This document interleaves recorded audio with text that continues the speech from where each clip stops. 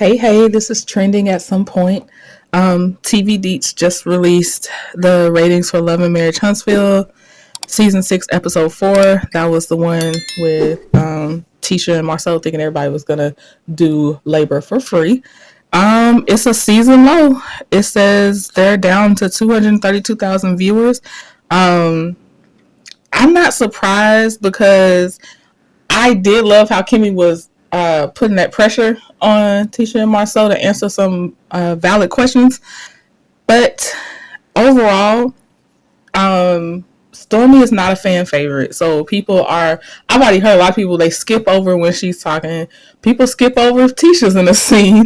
So you don't have much left after that. And then, of course, a lot of people just never came back from the first blackout from when Wanda was doing all of her antics. So I'm not surprised. Also, that word they were using that one season with transparency, and they were trying to use it against Tiffany and Big Lou because they brought it.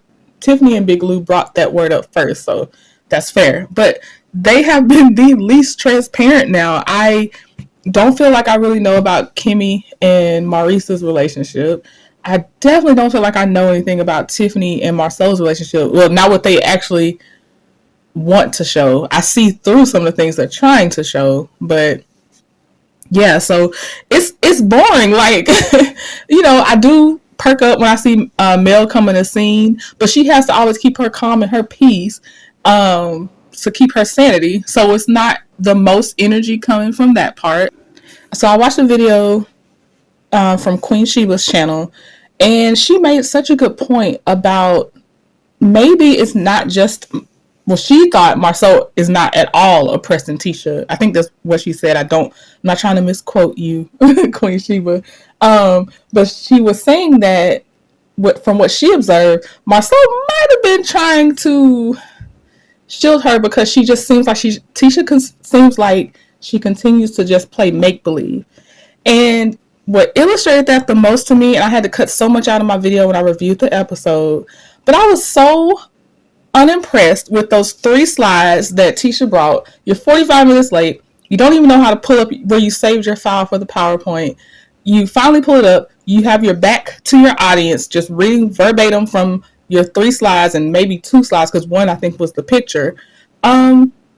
And then you have no answers ready for basic questions. It wasn't even, the questions were so general. You didn't even think about a speaker being asked to be paid, which is unrealistic. I don't understand how you didn't at least think about that.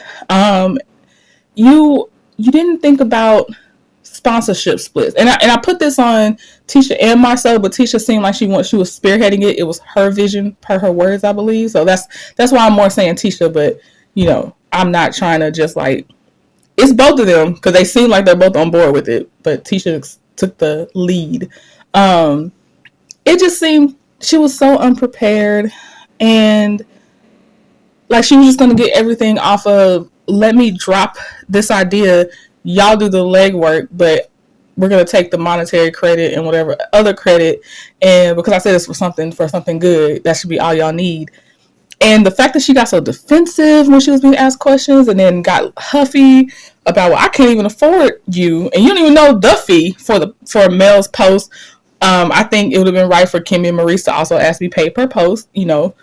Mel just was more, she's more business minded. She does have an actual team. Like she said, her manager would send the email with the fee, and it'd be a private email. But yeah, I am like, okay, Marcel, maybe you were protecting Tisha from being seen as, you did go to college, you graduated, and that's great, but you don't have any business sense. I don't know, you want to do things, and that's great, but you don't know how to execute anything business wise, it seems like. And I also agree because I watched Jamie That's Me as well, and like she said, no, I do watch Jamie That's Me, but Niecy Dixon is the one that said it's the only reason Tisha's name is probably anywhere on those documents is most likely because it's so she can get those qualifications, because yes, you got women-owned business. That's a qualification that can set you apart from other small businesses, and you might get like little extra something that'll push you forward to be chosen before other ones. Then she's black owned. Depending on the area, there could be a oh, I can't remember what the phrase is, but it's like if you live in a certain area that's zoned a certain way, you get more priority pick because it's like a disadvantaged zone and stuff like that. So there's so many things. So I think it was just so Marcel can get the business, in my opinion. Marcel can get the business, but use her exceptions to garner the bids because there are certain laws and rules that have to be followed for small businesses. Like that's a huge thing. So yeah.